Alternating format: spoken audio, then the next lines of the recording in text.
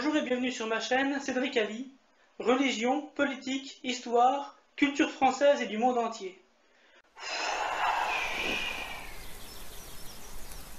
Voici le début de la deuxième vidéo sur Family Jewels, les bijoux de famille, qui est une collection de documents réunis en 1973 à la suite du scandale du Watergate, qui a été écrit par Howard Osborne, le directeur à la sécurité de la CIA, et qui a été déclassifié en juin 2007. Sujet: contre-mesures audio en soutien au service secret des États-Unis. Le 15 juillet 1968, et à la demande expresse des services secrets des États-Unis, cet office, l'Office de sécurité, a fourni 2 techniciens de contre-mesures audio au service secret des États-Unis en connexion avec la Convention nationale des démocrates tenue à Chicago, Illinois. Ce n'est pas un détachement officiel, bien que 2 hommes furent fournis avec pour eux un identifiant de crédit temporaire comme étant affiliés avec les services secrets des États-Unis. Le 15 août 1968, nous avons détaché les 2 mêmes hommes au service secret des États-Unis pour couvrir la Convention nationale des républicains à Miami, en Floride. À ces 2 occasions, les membres de l'équipe furent débriefés à ce sujet à leur retour, et il a été clair que leurs activités furent confinées exclusivement à balayer les candidats et les potentiels conseillers des candidats. Page 34. Et je reparlerai de ces écoutes téléphoniques en détail dans la 3e vidéo consacrée aux Family Jewels. 7 mai 1973. Mémorandum pour le directeur de la CIA, via le directeur adjoint de la CIA, depuis le directeur du renseignement courant, l'OCI. Sujet: activités reliées à des événements aux États-Unis. Paragraphe 1. L'OCI, Office for Current Intelligence, qui est l'Office de renseignement courant, organe de la CIA chargé de rédiger des résumés et analyses pour le gouvernement, commença à suivre le radicalisme noir caribéen au début de 1968. L'accent de nos analyses était que le nationalisme noir était une force politique dans les Caraïbes et une menace pour la sécurité des États caribéens. 2 mémoranda au directeur adjoint de la CIA furent produits sur le sujet. Radicalisme noir dans les Caraïbes, le 6 août 1969, et Radicalisme noir dans les Caraïbes, un autre regard, le 12 juin 1970. Dans chacun, un simple paragraphe fut consacré à faire le lien entre le mouvement du pouvoir noir états-unien, le Black Power. Les discussions, premièrement, concernaient les visites de Stokely Carmichael, leader du mouvement des droits civiques, du mouvement panafricain et membre des Black Panthers, et des autres activistes du pouvoir noir états-unien, dans les Caraïbes et autres contacts ouverts. Paragraphe 2. En juin 1970, Archer Bush, de l'OCI, a été appelé à écrire un mémorandum avec une attention spéciale au lien entre le radicalisme noir dans les Caraïbes et les avocats du pouvoir noir aux États-Unis. Le registre n'est pas clair d'où cette requête est originaire, mais c'est venu par l'intermédiaire du directeur adjoint de la CIA. Le papier fut traité avec une sensibilité spéciale et a inclus du matériel provenant du groupe des opérations spéciales de l'équipe de l'OCI. Le matériel de l'équipe de l'OCI était volumineux, mais n'a pas apporté de preuves évidentes de liens importants entre les militants noirs aux USA et dans les Caraïbes. Cela, en fait, fut l'une des conclusions du papier. Le mémorandum fut produit sous forme manuscrite et donné au directeur adjoint de la CIA. Paragraphe 3. Pour plusieurs mois, dans la première moitié de 1968, une branche Caraïbe écrivit des mémorandas manuscrits périodiques sur les voyages à l'étranger de Stokely Carmichael, durant une période où il quitta l'espace public. Notre résumé est que le mémoranda était pour un usage seul de la CIA, bien qu'une copie de cela fût par inadvertance envoyée au FBI. Richard Lehman, directeur du renseignement courant. Page 188-189. 7 mai 1973. Mémorandum pour le directeur de la CIA, via le directeur adjoint de la CIA. Depuis, le directeur du renseignement courant. Sujet, activités reliées à des événements aux USA. Paragraphe 1. À la fin du printemps 1968, Walter Rostow, alors assistant spécial du président pour les affaires de sécurité nationale, a chargé le directeur de l'OCI d'entreprendre une surveillance à l'échelle mondiale de la dissidence étudiante. Confronté par le tumulte dans les campus, comme Columbia, et conscient de la violence accompagnant les colères étudiantes à l'Université libre de Berlin et ailleurs, Rostow cherchait à savoir si les dissidences de la jeunesse étaient interconnectées.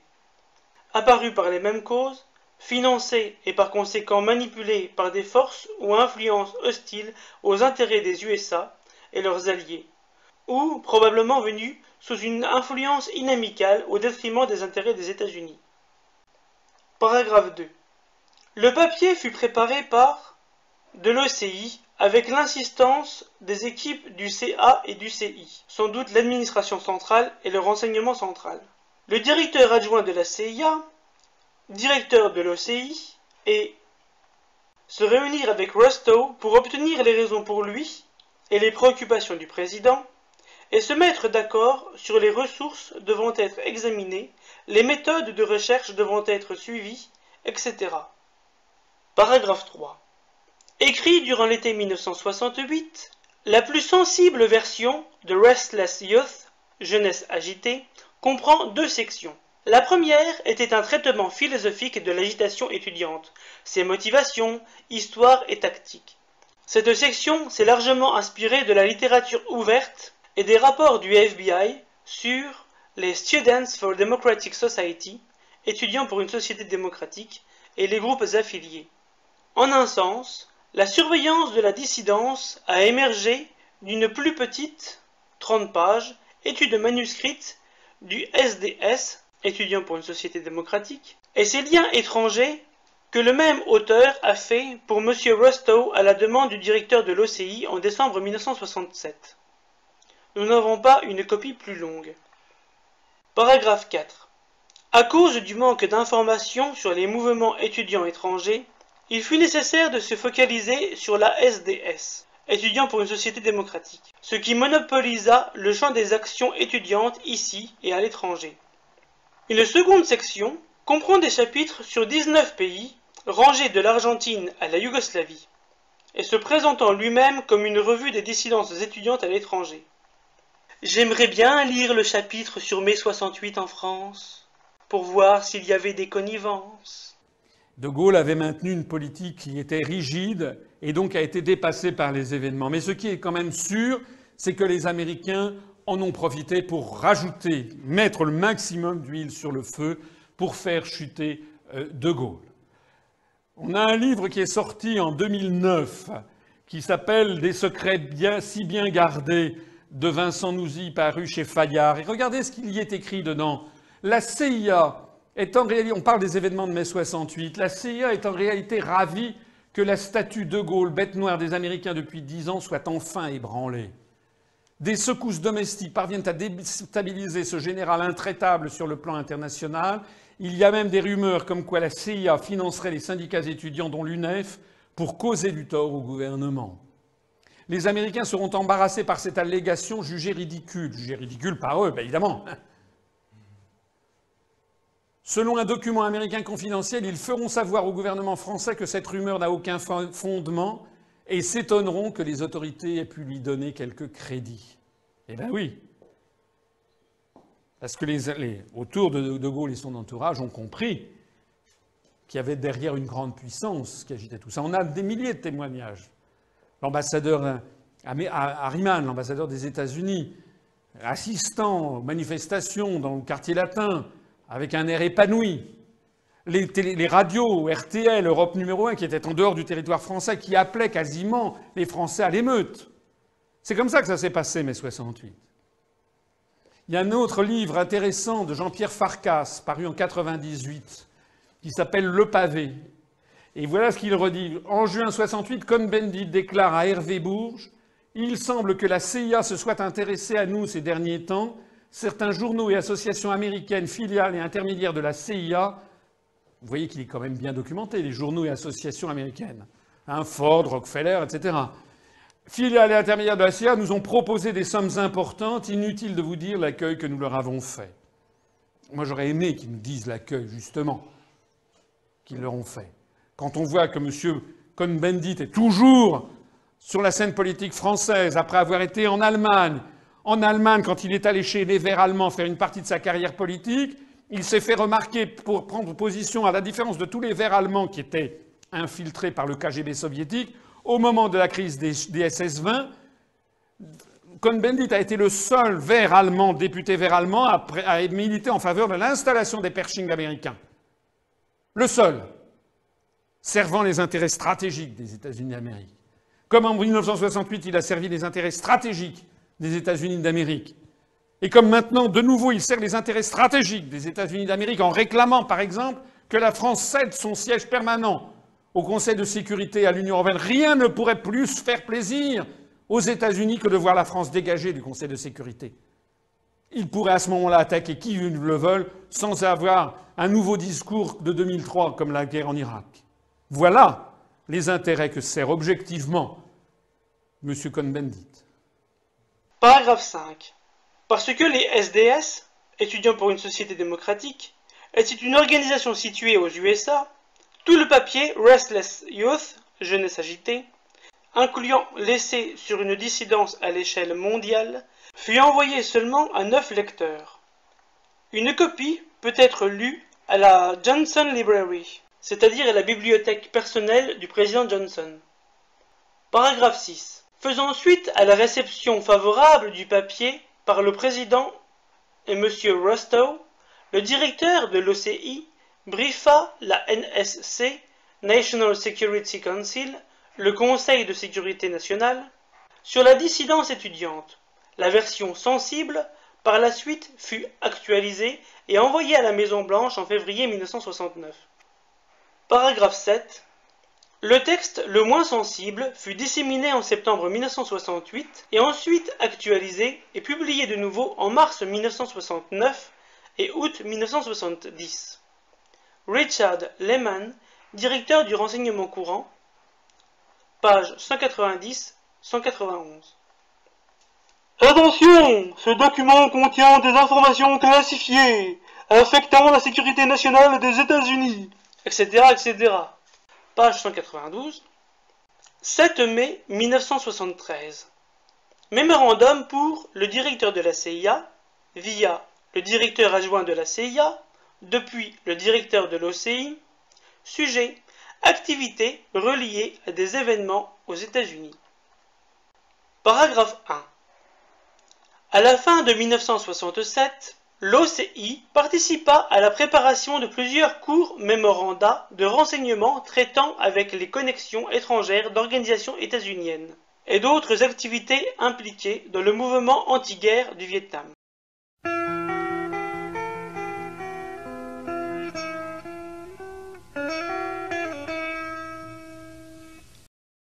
Le but principal de ces rapports, préparés à la requête de la Maison-Blanche, fut de déterminer si quelques liens existaient entre les éléments de l'internationale communiste, ou gouvernement étranger, et le mouvement pacifiste américain.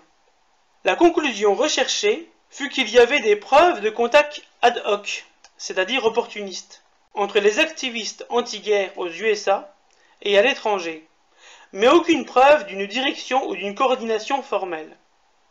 Paragraphe 2. En octobre 1967, le président Johnson exprima son intérêt à ce sujet et ordonna un haut niveau de surveillance entre les services de l'État. En réponse à sa requête personnelle, au directeur de l'OCI, M. Richard Helms, le directeur de la CIA, demanda à l'équipe du CI, du renseignement central, de collecter toute information qui soit disponible à travers nos propres sources et à travers des liaisons avec le FBI et en passant par l'OCI, qui fut dirigé à préparer un mémorandum du directeur de l'OCI pour le président. Paragraphe 3. Un livre de messages d'exigence fut envoyé à toutes les stations pour rapporter toute information disponible relevant de ce sujet. Bien que des rapports d'agents sur le front d'opérations communistes à l'étranger fussent de valeur, les sources primaires d'informations sur les activités d'activistes états-uniens, et c'était assez limité, fut produit par des interceptions sensibles de la NSA, qui a été similairement chargée par la Maison-Blanche. Paragraphe 4. Un mémorandum brouillon fut conjointement préparé par l'OCI et l'équipe CI, donc le renseignement central, et transmis au directeur de l'OCI. Il passa ce mémo manuscrit, daté du 15 novembre 1967, personnellement au président. La copie de la Maison-Blanche est maintenant dans les dossiers des papiers du président Johnson à la bibliothèque de Austin. Paragraphe 5. De brefs mémoranda suivis furent préparés et transmis à la Maison-Blanche le 21 décembre et le 17 janvier 1968. Selon nos meilleurs renseignements, aucun autre rapport de renseignement terminé sur les connexions internationales du mouvement pacifiste ne fut produit. Richard Lehman, directeur du renseignement courant, page 193-194.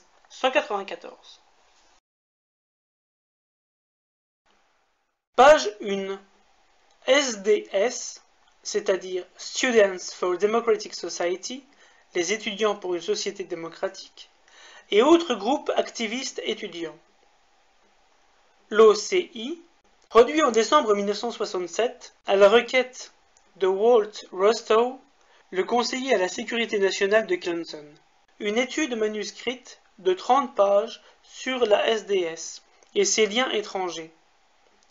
Dans l'été 1968, l'OCI produit, encore à la requête de Rostow, un papier sur Restless Youth, jeunesse agitée. La première et la plus sensible section était un traitement philosophique de l'agitation étudiante, ses motivations, histoire et tactique. Il a tiré lourdement sur la littérature ouverte et les rapports du FBI sur la SDS et groupes affiliés. La seconde section comprend 19 chapitres sur les dissidences étudiantes étrangères. Pages 11 et 12.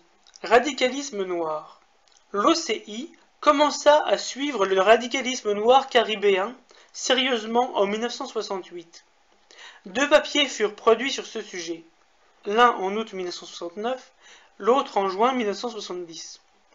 L'OCI a demandé en juin 1970 d'écrire un mémo avec une attention spéciale sur les liens entre le radicalisme noir dans les Caraïbes et les défenseurs du Black Power, pouvoir des Noirs, aux USA.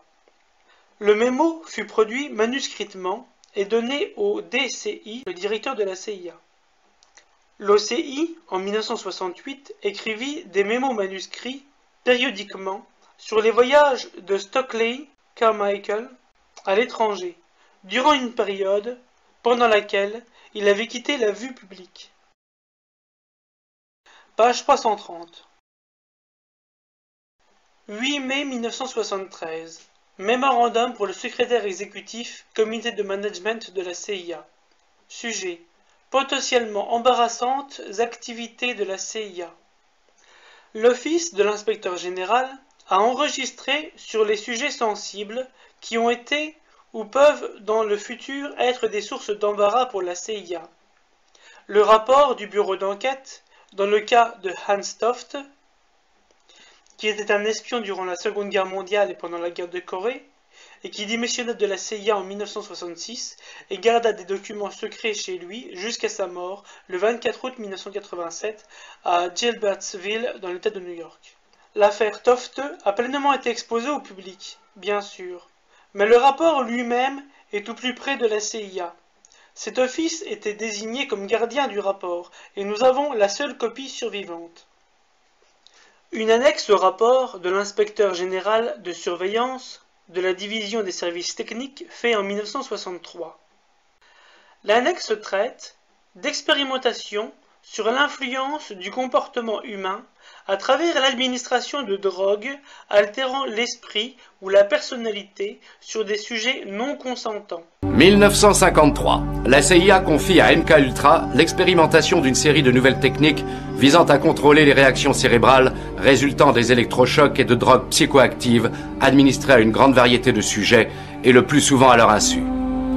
Le programme se développe au moyen d'un vaste réseau d'institutions gouvernementales et privées et il se poursuit secrètement pendant une vingtaine d'années.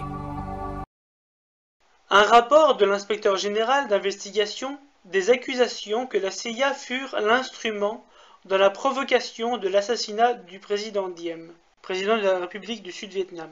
Les accusations furent déterminées à être sans fondement.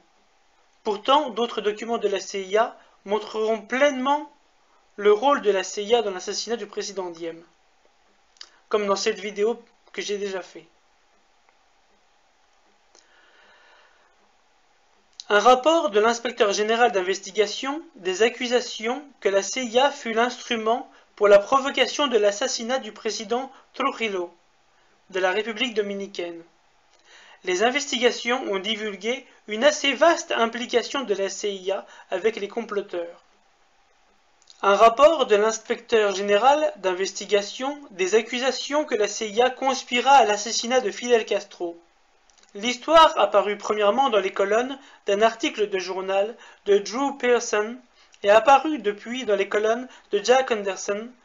Ces articles de journaux ont été cités aux pages 18 et 19 de ce dossier et ont été traduits dans la première partie de la vidéo. Malgré que les colonnes de ces articles contiennent plusieurs erreurs factuelles, les accusations sont globalement vraies. 14 février 1972, mémorandum pour l'enregistrement. En novembre 1962, Monsieur avisa M. Lyman Kirkpatrick qu'il avait, à un moment, été dirigé par M. Richard Bissell à assumer la responsabilité pour un projet impliquant l'assassinat de Patrice Lumumba, alors Premier ministre de la République du Congo.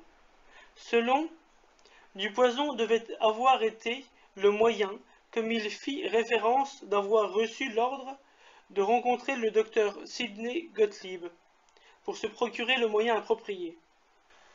Page 464. Voici un article du Baltimore News American du 12 avril 1973, La CIA et Allende, par John P. Rush. La phrase soulignée dans la colonne de droite de cet article de journal: quand la CIA utilise une couverture de business expédiant à Santo Domingo, capitale de la République dominicaine, les armes utilisées pour tuer le brutal dictateur Trujillo, je ne sais pas comment il se sent à ce propos aujourd'hui, mais en 1961, l'homme d'État dominicain, Juan Bosch, pensa que cette intervention fut la plus grande chose depuis la découverte de l'Amérique. En note manuscrite dans la marge, Colby? Vrai? Sans doute pour demander à William Colby, le directeur de la CIA de 1973 à 1976, si ces accusations sont vraies. Or, comme nous l'avons vu juste avant à la page 425, il est écrit que les investigations ont divulgué une assez vaste implication de la CIA avec les comploteurs. Page 465. 7 mai 1973. Mémorandum pour le directoire adjoint pour les opérations. Sujet: activités narcotiques de la CIA ayant des implications sur le territoire des États-Unis. Paragraphe 1. Ce mémorandum est en réponse à votre requête pour une revue des activités et relations qui peut avoir des implications sur le territoire des États-Unis. Paragraphe 2. Nous avons occasionnellement rapporté sur les activités de citoyens américains impliqués dans le trafic de narcotiques à l'étranger. Cette information est normalement disséminée aux agences chargées de faire respecter la loi américaine et autres récepteurs de nos rapports. Nous avons aussi occasionnellement requis des agences chargées de faire respecter la loi américaine pour des pistes de noms sur des citoyens américains qui furent connus ou suspectés d'être impliqués dans le trafic de narcotiques à l'étranger. Page 524-525. 7 mai 1973. Mémorandum pour le directeur adjoint pour les opérations. Sujet: item sur la liste de matières délicates.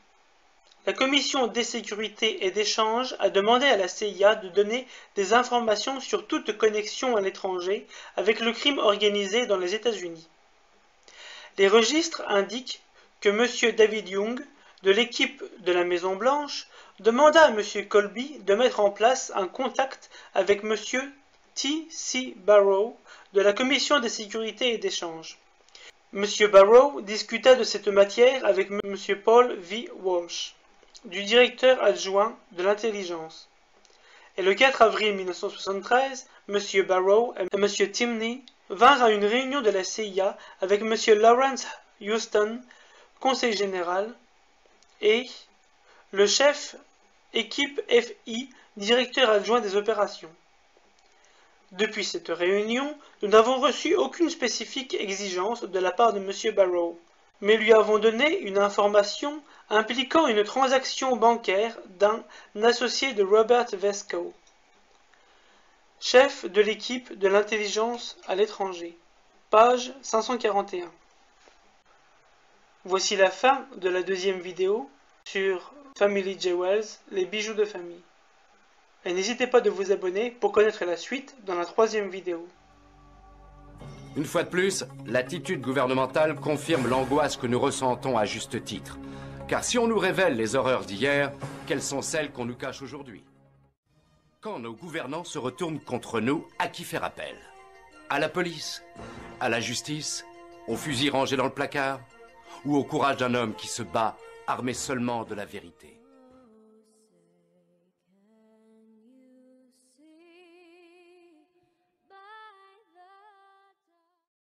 À vous croire, un critère de sélection pour être président de la République, il faudrait être un bonnet qui croit que la CIA, ça n'existe que dans les films. Est-ce que l'action de la CIA s'arrête aux frontières de la France comme le nuage de Tchernobyl? Voilà ce que vous devriez poser. Ouais, les gens qui m'écoutent, ils vont chercher un chef de l'État. Ils ne cherchent pas un bisounours. Je n'habite pas sous un tipi, mais vous pouvez mettre un pouce bleu ou vous abonner. Salut!